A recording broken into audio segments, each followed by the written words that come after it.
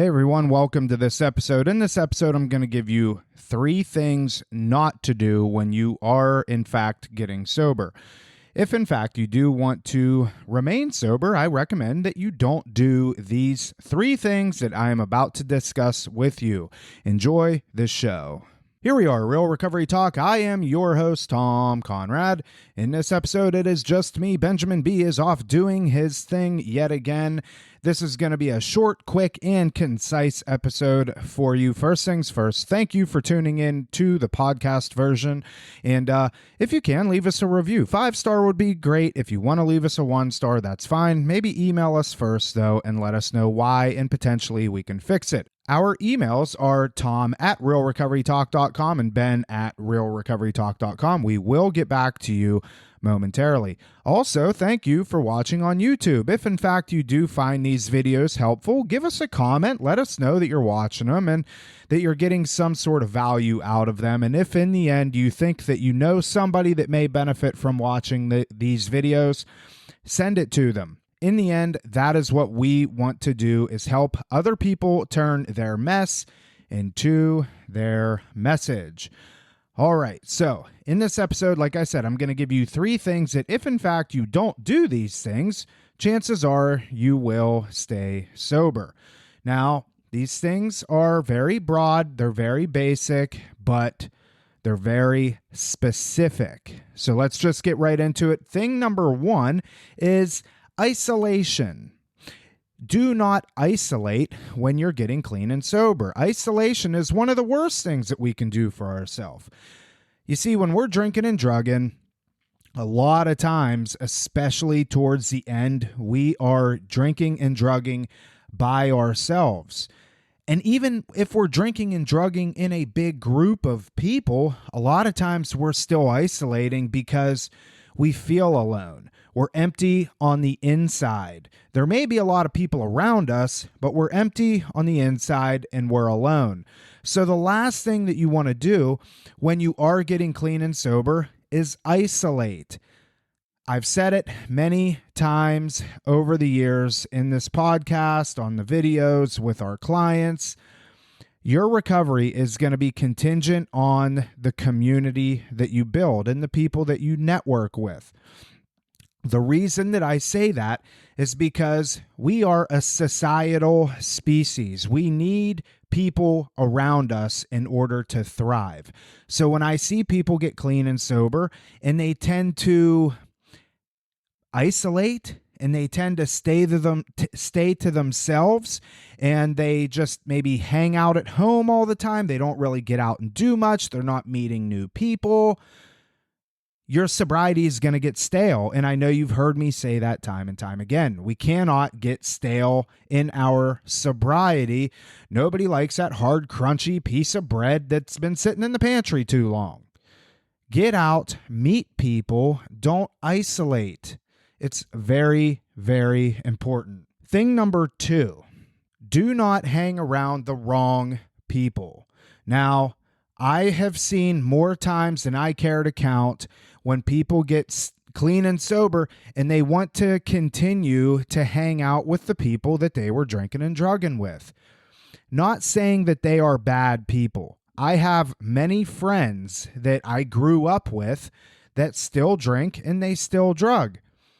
I don't hang out with those people anymore. Now, granted, my situation, I moved 1,500 miles away from them. But even here in Florida, I know people that drink and drug on a regular basis, and I make the conscious decision not to spend time with them. It's not because they drink and they drug. They're still very successful people.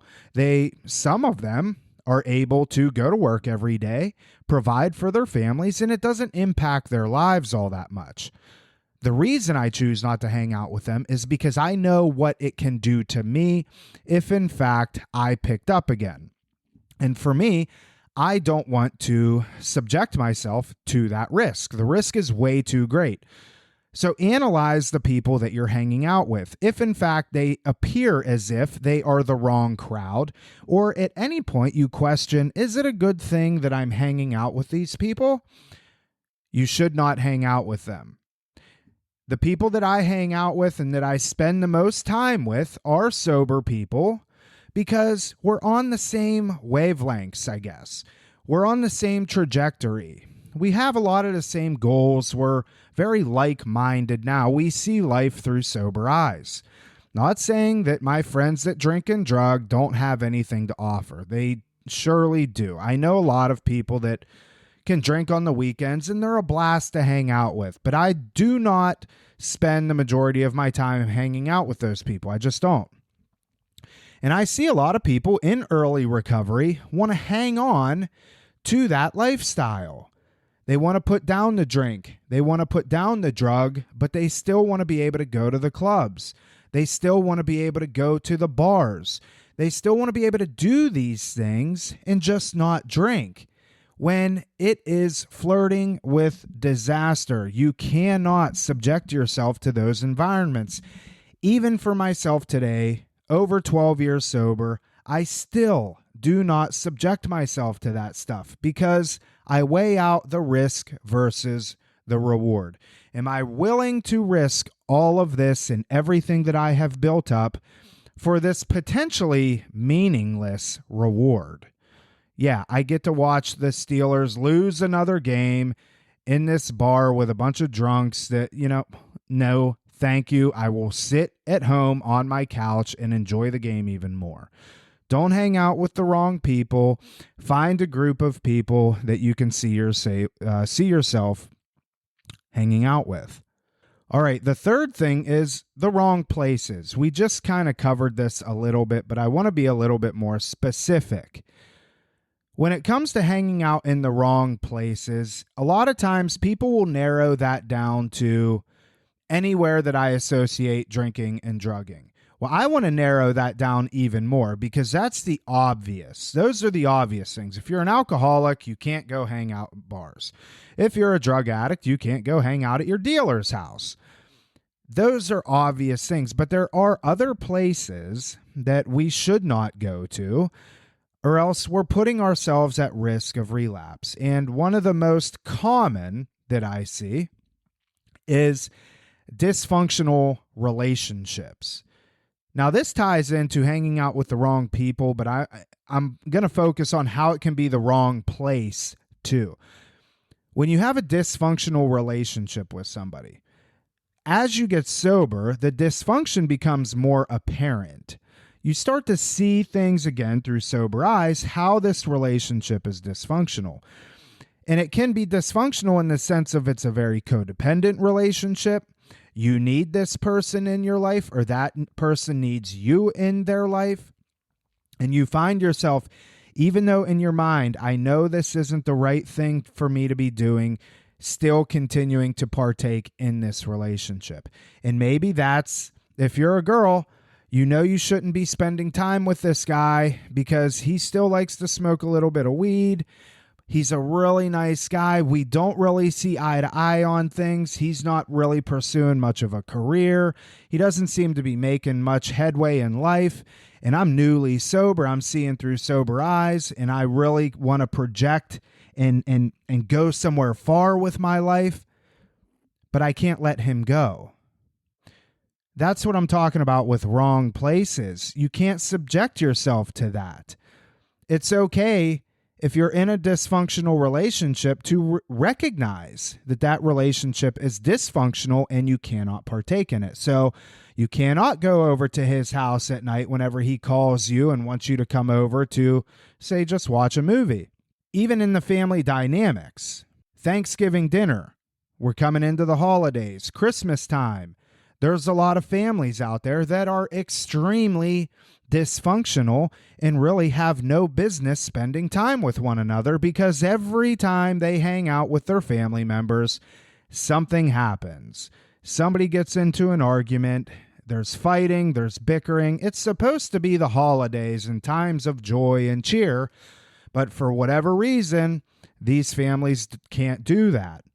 So if you're newly sober and you are considering going to your aunt's house for Thanksgiving, but you know it's an extremely stressful situation because year after year after year, it has proven itself to be stressful.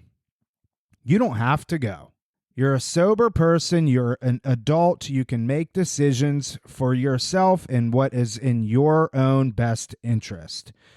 Do not put yourself in a situation of unneeded stress.